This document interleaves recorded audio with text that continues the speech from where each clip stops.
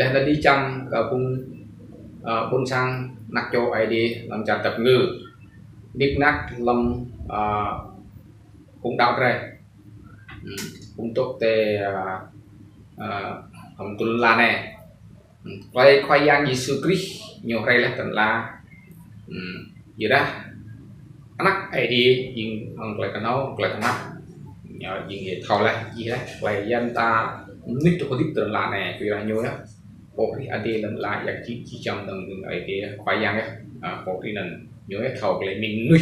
lần đi thì mình đi thầu tí xì lại nhiều lúc lại làm chuyện này lòng trộm ra mà thiếu lại tụt đầu nên đừng mong là plus span pro cả dua tụt đầu là để chăng là bùi để là bọt lòng trộm ra mà làm mà thiếu nên làm mà có nhiều lúc mà là làm lúc nhiều lúc mà lại nhiều rắn lại phải giảm việc mua lại làm gì quay này có trong lạch thế này lại khỏi yang như xương tô với đích nát bị ung người này chê sẽ chỉ phải đi lúc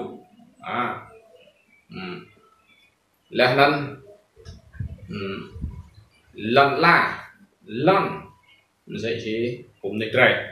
cho nên chê này chê mừng lại đích để nào bằng nào xong ta phải yang nhầm tô làm chê này chứ như việc làm chê này như bị mù ta đang dê như trai như lệ từ buộc tàu như blanc được lên lệ buộc tàu như một lần bia là như chắc mà là trốn tia tăng phăng cái những gì sẽ chỉ khi tơ mổ thì mặc cút lại đau như hấp đâm hấp cái đất và trục lại rằng ngã chạm luôn ta lại trục nhiều những quy lại đau để cho nên là nhiều mọi lắm nhưng mà thầu phải làm bốc phải đau này là nè dễ lệ tí để làm lệ cho để làm sẽ cho nên là nên nhiều món nào biển gốc nhiều món nào biển vin hạ bị mọc lại đau cho nên những cái chim chọc bằng hết những cái mô chim chọc bằng hết những cái mô thì dạng chặt mà hết gồm với gì ai thì là những cái lá nhưng mà một là đào ốc mà còn mò mắt còn bút mà là ok dễ lệ lâm ý rồi hình luôn tại chết này lệ làm ý rồi luôn sao sẽ chỉ xa trồ núi nhưng mà lại đáo nhưng mà nào kia mà nó làm cái đủ mà nó biểu môn mà một like là chỉ lại đi lúc này một lần đấy không sẵn như hút lưu đây cái là này min cái như po cái năng như po lại một lại thâu một lại cái nặng sẽ chân này sẽ chỉ dàn chặt những gồm gì hết nhở anh bị mua nó ý rồi gồm kia bị mua ý rồi các lại chút lưu từ la này chỉ lưu sạch nhá sẽ chia ra lúc này đã điện thoại đã chẳng lấy thì đâu ngã qua một là ít đau lúc này lại thuộc bằng quả này để một món pin ở ngặt cái po này cái đó này khoai yang thì mua mình chỉ mình để làm rồi cho nên khoai yang Giêsu nhiều bị mù cực lại này lẽ năng dễ lệ làm lần chắc như là chả mọi lần chắc sẽ chỉ nuôi nhiều mà tú những mức là đau nhà mò muốn vọt nho nằm sau và đặt cục sau xong giá ngã xong là in dưới trong là bút là quả bồn tô là nó một cái pin là rung răng là nó con chỉ sẽ đã quả bồn tô đã như một lịch tốt một tí tốt không đã lòng rai quá là cứ lúc đây thì ngốt các lại tip po lại ngốt cái là chừng ngã cái đi một tổ biết đấy tại vì mò lại yếu để làm có tốt rồi nhưng mà nó tập nặng review mà tập nặng lú về cái lần là này như thấu mà lại đi lú cái là cái này lúc lát lúc nó chỉ sẽ chỉ như béo từ đầu thâu vậy ra mong anh chỉ sẽ chỉ một lại tu một lại hoạt là nào mong nuôi sang đặt nào biến cố là đã làm mò ya mình sẽ nói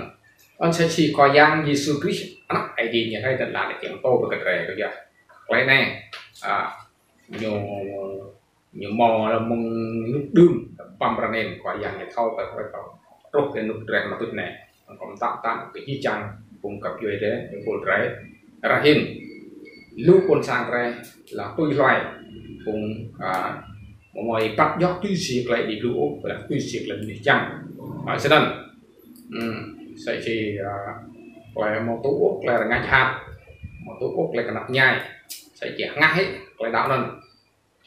ngay lại đạo nên là nào loài tuy xì là gầy sẽ chỉ nắp chỉ xem đây cả đấy sẽ chỉ tổ chức cái này thì còn sẵn giọt lên lần gầy ít là nào làm cái đọc sang cái điểm cân cái này phải đi của tổ chức cân cùng chim cân nhiều ngã chạm những cái đó những mục nào cái nhà ăn nào mà thòng tay không biết ai đi nó sang thực tin cần mò mà như là rai mà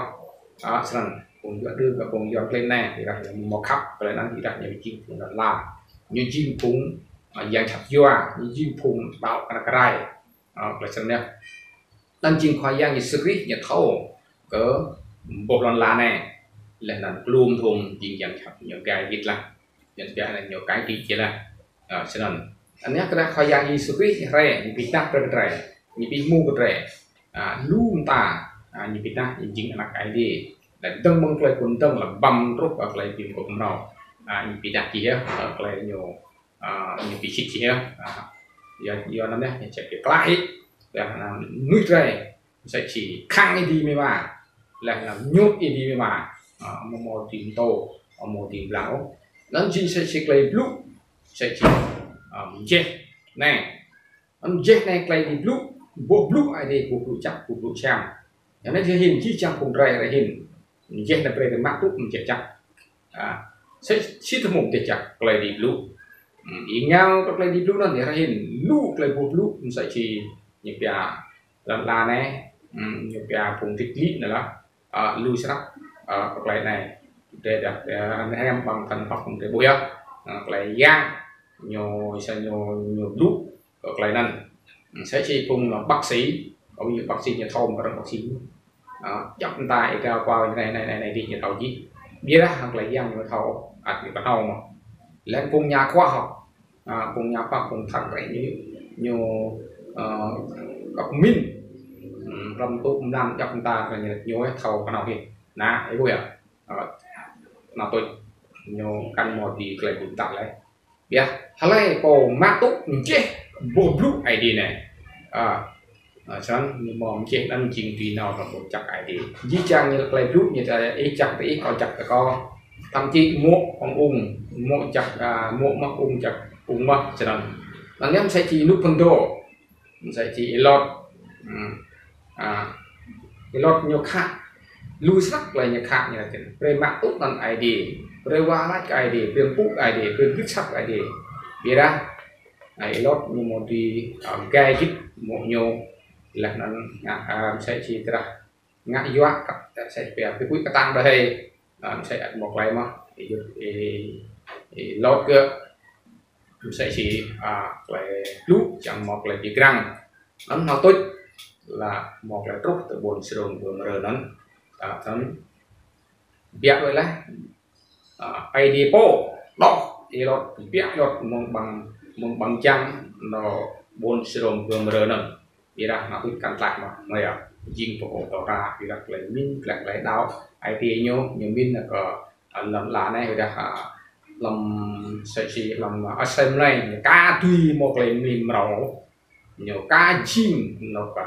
là ăn chỗ ai điều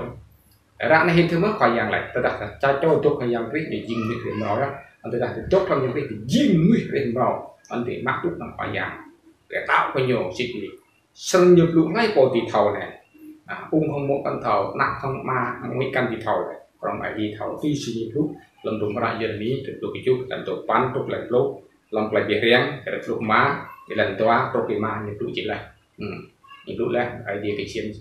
ID làm gì chẳng đâu ID tục gì chẳng đâu như thầu cực chỗ đó nè khoa giang phải được chính xa chầm lại xa cái đấy xa lòng lấy mình đó nè xa lòng lấy mình làmយ៉ាងchặt ID rồi mà là một tua một lọc tàu tuy sinh được bao nhiêu lúc làm rộng rãi gia cơ vẹt lầu và cú nằm chút này bây giờ tôi thì mình dạng một rộng thì là hình chính này các nàng thầm của một tua ai của tại lắm không sân ra châu lại trận này như là có gió châu lại co gió thì co gió thì nó nét thấy hình từ vùng biết tốt còn là để bút là gấp chỗ nhưng mà thêm là gió hay sao lớn nét quen là lần cao thì là lấy có tùy có thọc lại dịp lũ có rem lên lúc là còn một rem thì có thọc bi thôi chỉ mở dọc lại lên gạo có thọ dọc cũng nó như chuyện cũng gạo đi ra bằng cây nhớ tầm bát đi ra bằng cây nhớ là vậy đi ra làm IT nhớ lại trốn lại nát lại ở lại dòng tới cũng nó một tí nào muốn làm tạo idea tụi này giữa có tụi này chỉ về thì tụi bộ cho nên bài giang đi suốt biết là sa cho răng mắt sa cho răng lùi tôi cho tục tóc cho răng mắt cho là lùi cho nên nan hidupan to ili saya ni chẳng mắt áo ili saya sinh ảnh như tụi gold anh hiểu như thao tác anak ID sang mắt tụi ili là hàng năm tụi con tâm bukan bỏ người qua là nan áo được như một mắt cho nên nó ra hin là chỉ trang cùng cà phê đấy buôn sang đấy để đào ID để đào ship này để từ loài lan play ship này ông chỉ ID ông chỉ play mình đấy ông chỉ cái tàng rồi suy sẽ qua nhà tao đặt trang tôi phải có cái ngắt chỉ có trang presi hết ngàn cặp đi để có tiền ngào tụi nó có vậy mình điểm này là chắc cả ID là chắc cả đi trang cũng mệt quá ông tuấn dòng tay có đúng bước nó cái và nhìn video này đâm rau điểm rau này không chứ amen